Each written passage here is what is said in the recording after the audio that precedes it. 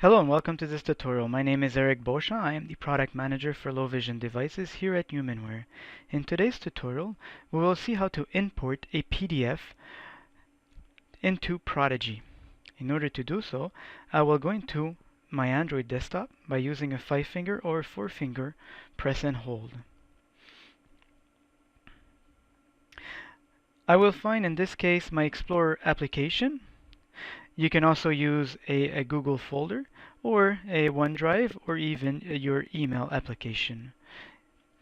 What I'll do here, I'm going to browse to where my PDF is and I will click on it. There will be a list that will show up at the bottom of the screen with several applications where a PDF can be used to open. And in that list, there will be Prodigi on the top of the list. We will click on Prodigi and this will start the import process into Prodigi.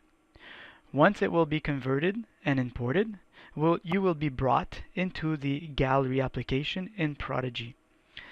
In order to see the pages that were imported, you go inside your document and you will see the number of pages that have been imported from your document. And you can use it either to have it read out to you or maybe use the handwriting tool to answer your test questions or homework questions. Thank you for listening.